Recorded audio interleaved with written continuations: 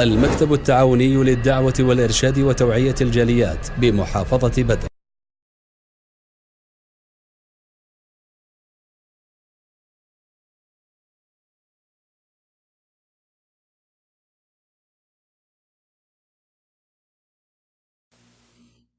আলহামদুলিল্লাহ ওয়াসসালাতু ওয়াসসালামু আলা রাসূলিল্লাহ ওয়া আলা আলিহি ওয়া সাহবিহি ওয়া মান ওয়ালা ওয়া বাদ।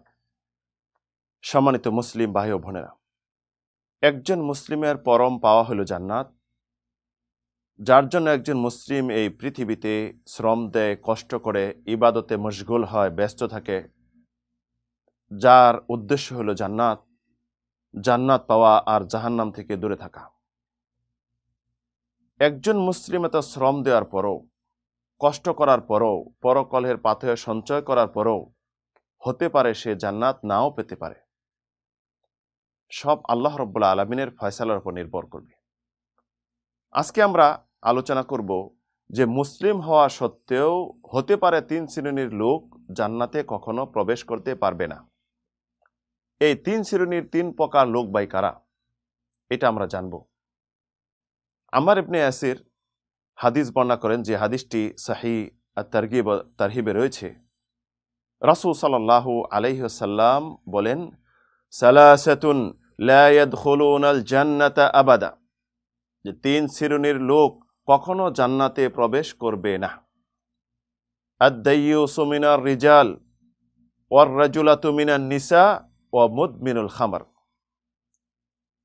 পুরুষদের মধ্যে যারা দাইয়ুস, মহিলাদের মাঝে যারা পুরুষদের সাদৃশ্য চলে এবং যারা সর্বদা মদ পান করে। কালু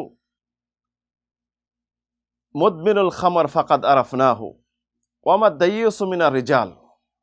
এই হাদিসটি শোনার পরে সাহাবীরা বললেন যে আমরা তো যারা মদ পান করে, সর্বদা মদ পান করা অবস্থায় মৃত্যুবরণ করে, তওবা না করে, এটা তো বুঝতে পারলাম।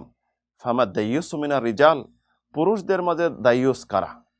তখন রাসূল সাল্লাম বললেন, আল্লাযী লা ইউবালি মান দাখালা আলা আহলিহি, যে কোনো পুরুষ তার স্ত্রীর নিকট বেগানা কোনো পুরুষ প্রবেশ করলো, কোনো পুরুষ তার সাথে কথা বলল, উঠা বসা করলো এবং তার সাথে যে বসলো, এটি সে পরোয়াও করে না, এটা তার আত্মসম্মান বোধ হয় না এবং এটি তার কোনো কিছু মনে হয় না।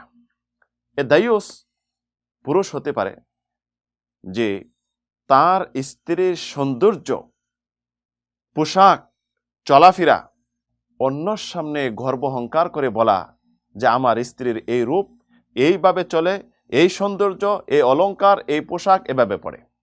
এমনকি দাইয়ুস ওই ব্যক্তিও গণ্য হবে যার মেয়ে, বোন, মা, এদের চলাফেরা, পর্দাহীন চলা, পুরুষদের মতো চলা এবং রাস্তাঘাটে চলাফেরা এবং অন্যায় অপকর্ম করা, পাপ কাজে লিপ্ত হচ্ছে, এটি সে বাধা দিচ্ছে না, সেও দাইয়ুসের মধ্যে অন্তর্ভুক্ত হবে।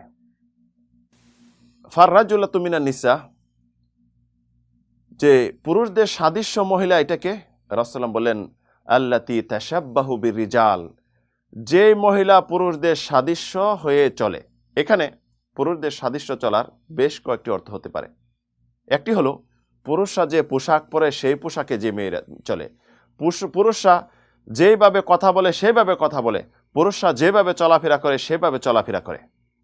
এই সমস্ত যে চলবে, যে মহিলা চলবে, মুসলিম হওয়ার পরে সে জান্নাত পাবে না। তাই যে আজকে আমরা 3 শ্রেণীর মানুষ জানতে পারলাম, যারা আমল করার পরেও, পরকালের পাথেয় সঞ্চয় করার পরেও, জান্নাতের আশায় পৃথিবীতে আমল করার পরেও জান্নাত পাবে না। দাইয়ুস, যারা স্ত্রীর পর্দা বা বেপর্দা এই বিষয়ে তারা খেয়াল করে না। দ্বিতীয় হলো পুরুষদের সাদৃশ্য যে মহিলা চলে। তৃতীয় হলো মদ পান করতে করতে তওবা না করে মৃত্যুবরণ করে। এই 3টি কবিরা গুনাহ, অনেক বড় গুনাহ।